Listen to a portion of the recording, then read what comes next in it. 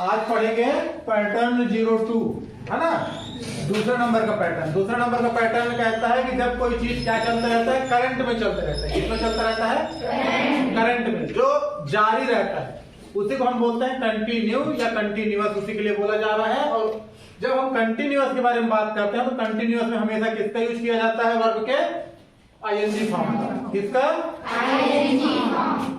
समझ में आ रहा है ना? yes, sir. जब हम कंटिन्यूअस की बात करते हैं तो वर्ब का हमेशा कंटिन्यूअस में आईएनजी, वर्ब का आईएनजी फॉर्म ही यूज होता है। उसके बाद दिया गया है प्रेजेंट में हेल्पिंग वर्ब के रूप में इजेमार का यूज होता है। किसका यूज होता है? इजेमार का। और पास्ट में वाज वर्ब का। क्लियर हो गया? yes, sir. हाँ, इज का यूज कहाँ होता है? इज का यूज होता है सिंगुलर नंबर के लिए। किसके लिए? Singular number. आय को छोड़ के सब के लिए होता है सिंगुलर नंबर में। ही, शी, इट, नाम, और नाम भी कैसा? सिंगुलर है तब, ठीक है। अगर प्लूरल हो जाएगा तो आर का यूज हो जाएगा। यू, वी, दे या नाम जो प्लूरल है उनके लिए किसका यूज होगा? आर का। और आय के लिए स्पेशल एम, केवल एक जन के लिए यूज होता है आय के लिए, ठीक है। yes, अब आते हैं पास्ट में, वाज या वर। वाज जितने सिंगुलर हैं उनके लिए वज, ठीक है ना। yes, तो क्या क्या है? आय है, ही, शी, इट और नाम यदि सिंगुलर है तब। उसके अलावा वर, यू, वी, दे, नाम यदि प्लूरल है तो। ये मोटा मोटा नॉर्मल जो हल्का फुल्का बनना चाहिए, ठीक है ना। सिंटेक्स जो है, पैटर्न जो है वो कैसा है? प्रारूप जो है, फॉर्मेट जो है वो सिंपल है। सबसे पहले subject, helping verb, verb, object. Subject helping verb हमारा है इज, एम, तो इज, एम, आर प्रेजेंट के लिए, पास्ट के लिए ठीक है। वर्ब का कौन सा फॉर्म है? ING form. और उसके बाद ऑब्जेक्ट। क्लियर हो गया? इंट्रोगेटिव के लिए हेल्पिंग वर्ब सबसे सामने में हमारा helping verb is, am, are है या फिर वाज वर्ब है, ठीक है ना।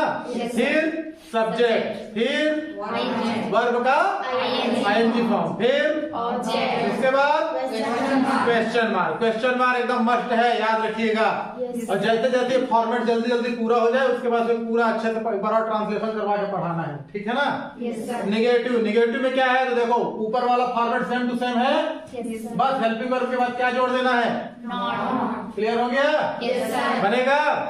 और स्पेशल है पैसिव वॉइस। याद रखना हेल्पिंग वर्ब हमेशा किसके लिए रहता है? सब्जेक्ट के लिए, जो सामने में रहता है ना। आया समझ में? अब याद रखना फिर से पैसिव वॉइस। तो सबसे पहले आएगा ऑब्जेक्ट, ऑब्जेक्ट के बाद आएगा हेल्पिंग वर्ब। यहाँ पर हेल्पिंग वर्ब क्या है? या फिर was verb. Same helping verb है पूरा।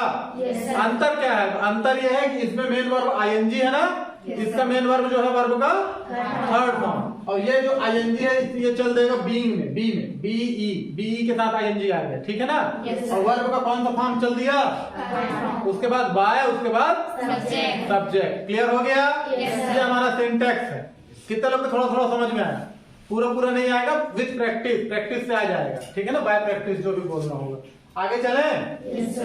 तो ये यहां तक था। उसके बाद अब चलते हैं किसमें? ट्रांसलेशन में। किसमें चल रहे हैं भाई? ट्रांसलेशन। मैं एक पत्र लिखता, सामने में पूछेगा क्या?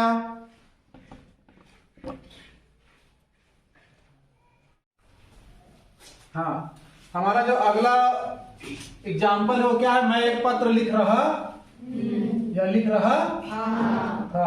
क्लियर हो गया? yes, sir. तो यहाँ पर फिर से सेम नियम है। सबसे पहले सब्जेक्ट के बाद हेल्पिंग वर्ब के बाद वर्ब के बाद सब्जेक्ट क्या है? अच्छा बना दिए हम क्या?